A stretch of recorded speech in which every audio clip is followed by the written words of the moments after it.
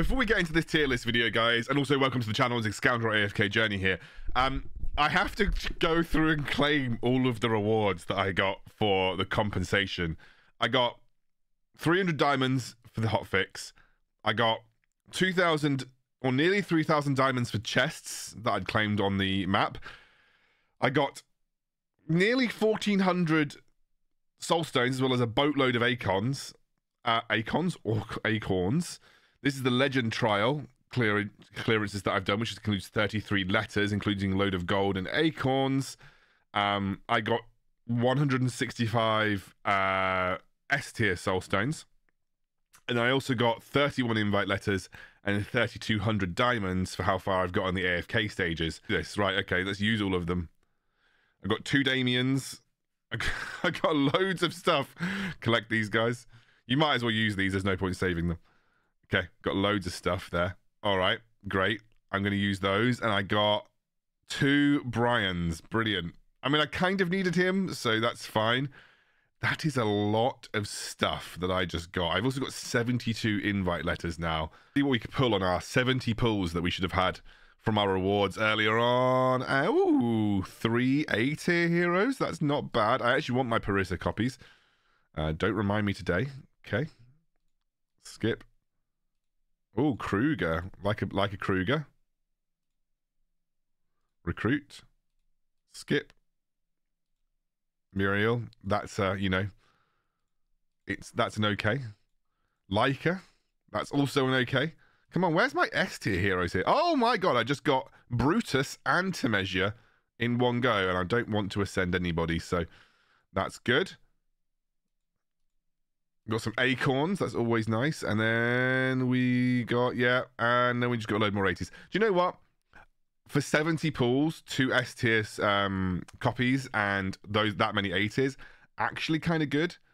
And that now means that I can ascend my Brutus, which is quite useful because I do use Brutus on some stages. I can now push him up to Mythic as well. All right, guys, let's jump into this AFK Journey tier list now. And I've separated it out into slightly different sections to before.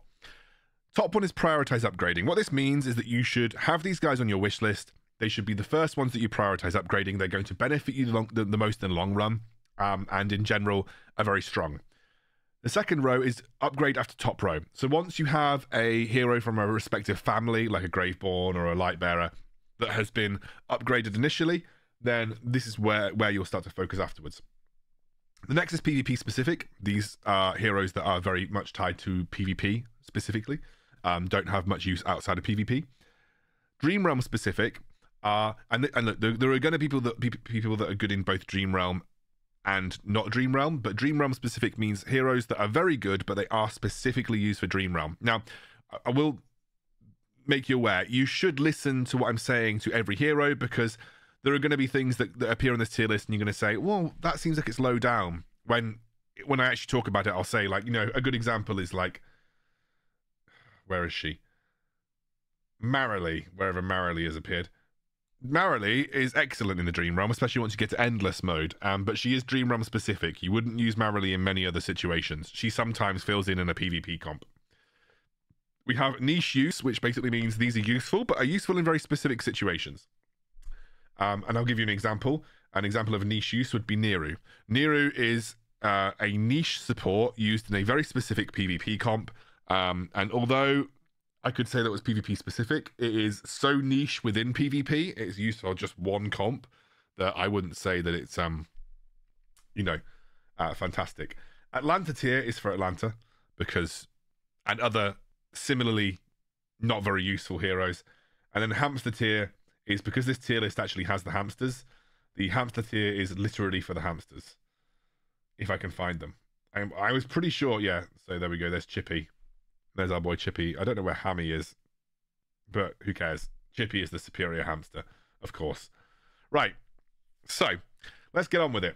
We'll start off with probably my #1 prioritized upgrading unit in the game. Most people would probably agree. It would be Iron. He is one of the most widely used heroes in the entire of AFK Journey. If you can get Iron to his mythic weapon, and especially get to his mythic weapon +10, he is going to serve you well. Just a fantastic unit all round. My next choice is Odie. Both Odie and Iron are very close in terms of their overall priority. Odie, especially because he's excellent right now in PvE, and excellent also in Dream Realm. He's also pretty solid in PvP, but there are probably better choices in PvP overall. But Odie is just, yeah, fantastic in that sense. And him and Iron are probably the two most important units that I would think about upgrading pretty much ASAP. Next is going to be Florabelle. I think Florabelle is very good, but I wouldn't sort of say absolutely 100% prioritizer. You know, there aren't actually many other S tier wilder heroes that I would say are amazing, but I would probably prioritize Hewin over Florabelle realistically. Florabelle is good. There is definitely a lot of use cases for her, but I wouldn't say that she's necessary. You would not need to prioritize her to make her necessary for the game. But she is very, very, very good, and I think, you know, she's worth being prioritized once you've got the basic comps that you need down. Here's Hammy. Hammy goes in here. Right, another one for the top row is Carolina. She is absolutely excellent. There was obviously a lot of discussion when Alsa was recently released, where they kind of said, oh, is Alsa going to replace Carolina? Not necessarily, and, you know, realistically not either, because even though Alsa has a bit more upfront burst damage, she tends to fall off as the level progresses. And also Carolina fits into a Graveborn 2 Wilder 3 standard comp that gets ram. And I think Carolina is one of the best DPS carries in the entire game once you get her to her Mythic Plus weapon. Right. Next one is going to be Hania. Is that how you say his name? Rainier. Why did I call him Hania? Oh, it's because my boss has a similar name. Rainier. He is absolutely the best Hypergean or Celestial that you can prioritize right now, because he is just so useful in both PvP and also in the Dream Realm. He is an absolute, like, once you get this guy to Mythic Plus, he will accelerate your Dream Realm progression massively. I have recently got him to Mythic Plus, and my Dream Realm progression has become significantly boosted. So he is an incredibly important support for you guys to prioritize. I'm not really doing this in any specific order, by the way. I'm just randomly choosing them as I see them. Corin, he is Dream Realm specific. He can be useful in some PvE scenarios, and again, a little bit like Marilee, you might see him get used in PvP, but ultimately he is Dream Realm specific. And actually, with the recent changes, he's probably not even that useful in Dream Realm overall. So yeah, like he's rough in that sense. I think with when the Dream Realm changes came in, he is the one that got hit the hardest out of all of those Dream Realm changes. But he is still very useful on Necrodrakon, pretty useful in Lone Wolf, so we'll keep him around for the time being. An interesting one, Cessia. There are two ways to think about Cessia. Cessia is a guaranteed pull in the early game for most people.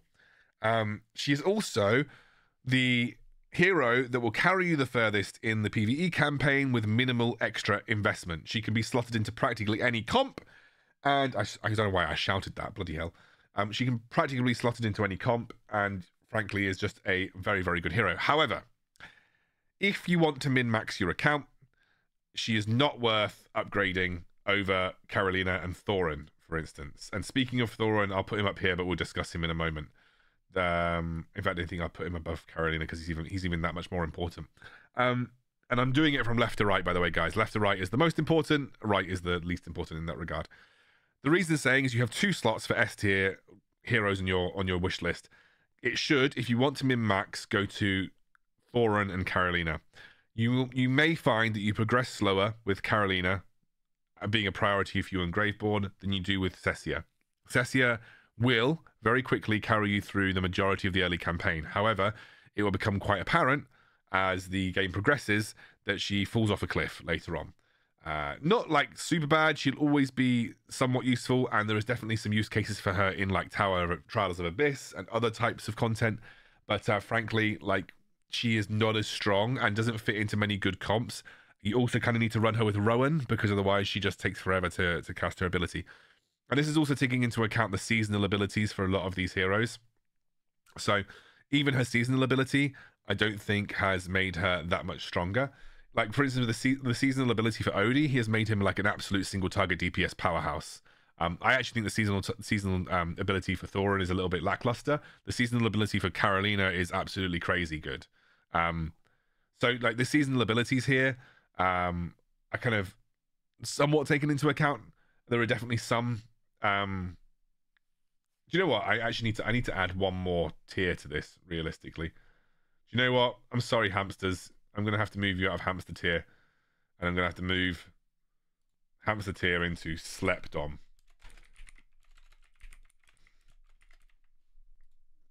Because I want to have a slept on category.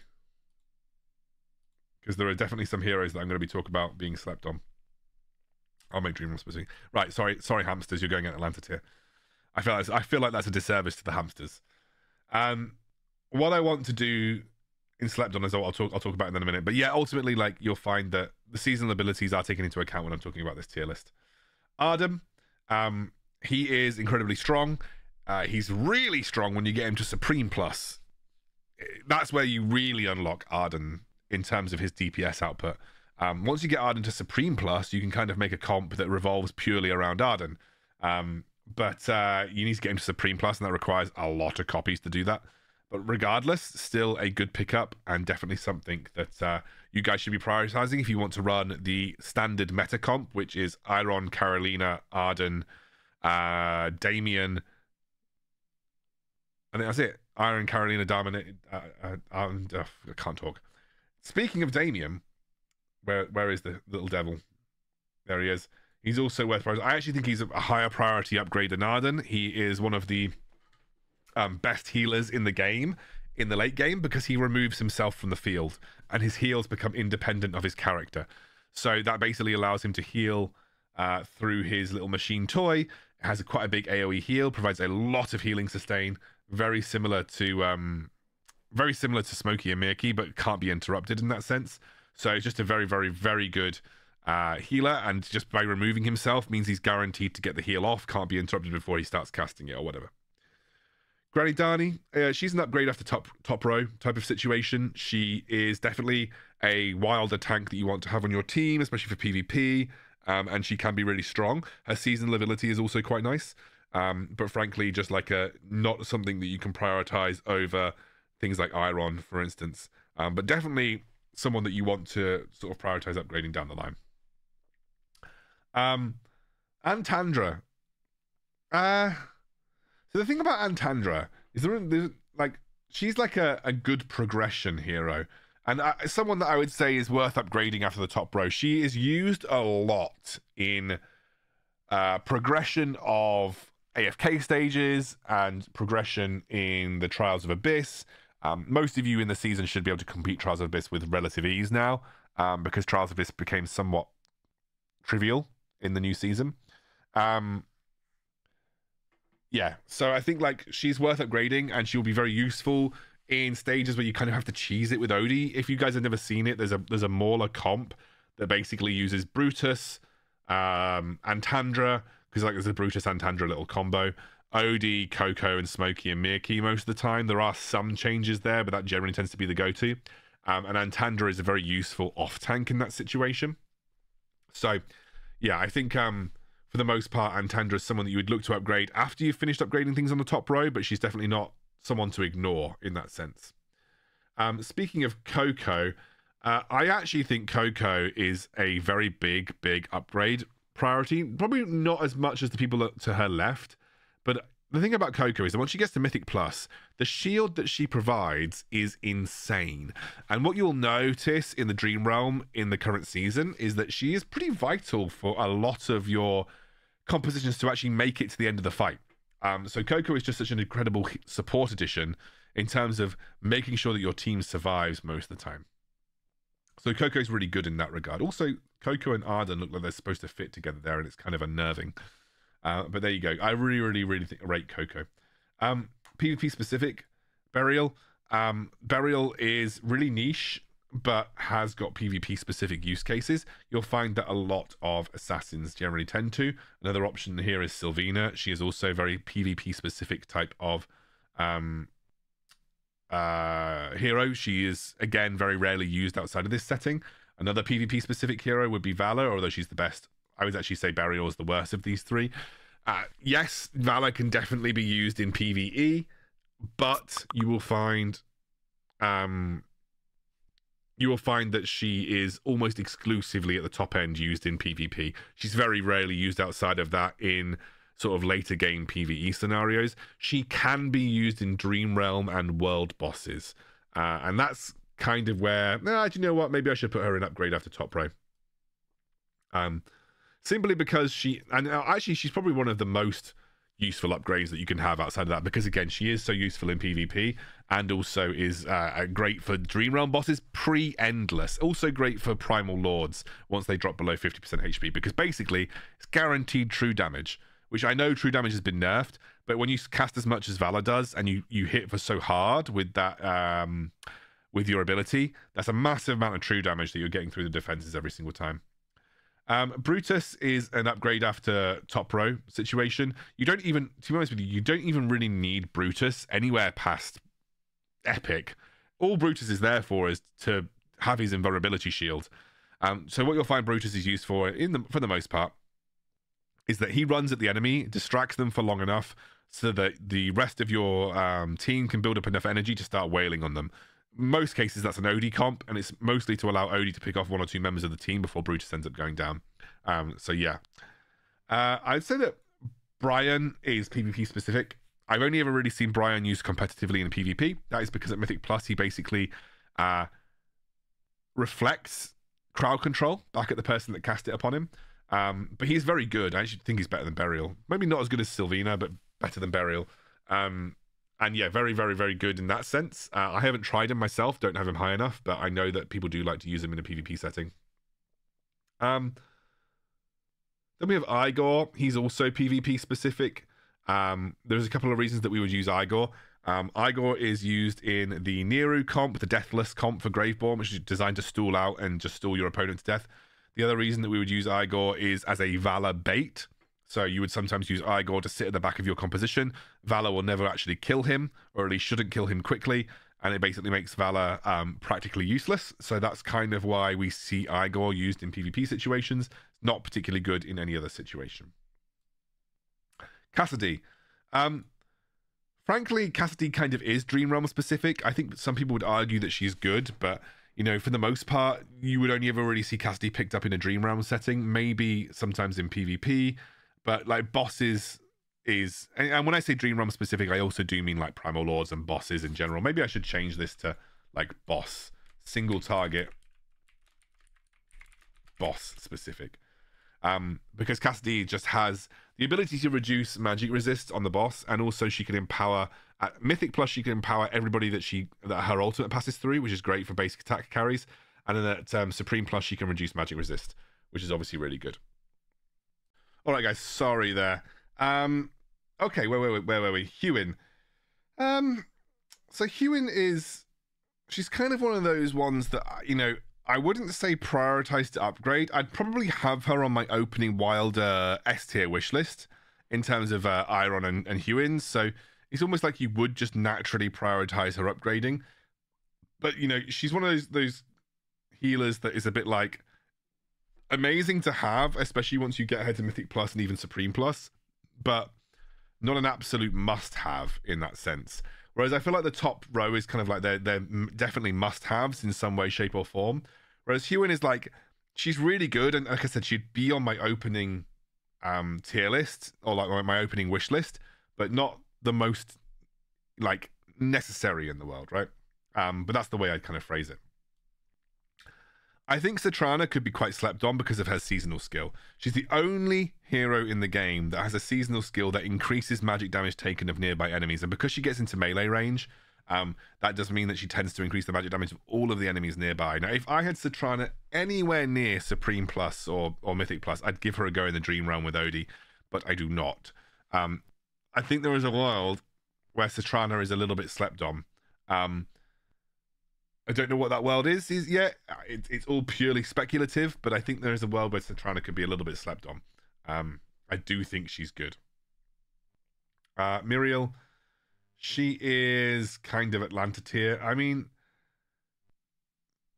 there isn't really any niche use for Muriel either. She's just not that good. She takes too long to cast her ultimate. Faye is interesting. I thought Faye maybe could have got good from her seasonal skill, but I'm not convinced. And again, I don't know if anyone's really tried her. Basically, Faye has got a lot of single target healing, and her seasonal skill is that she summons an apparition that casts her skills in order, and that's at several stages throughout the game. But then I just don't see how she'd fit into a comp as a healer above the existing healers that we've already got. Kruger, he is very much single target boss specific, has kind of been made a little bit redundant by the Quick Blade spell, but otherwise still worth it from a Dream Realm perspective. There's definitely still comps where he fits in. What is this guy called? Owlman. He's very niche in the sense that he can be strong as a good anti-healer, but he's so niche in that regard that he's very much an anti-healer. I think Lucius might even... I think Lucius is like a prioritized upgrading after the top row, only because there aren't actually that many good... Like, once you've... you really want to have Marilee and Corin in your A tier slots for Lightbearer, and then once those guys are upgraded, then that's when Lucius comes into your A tier slots.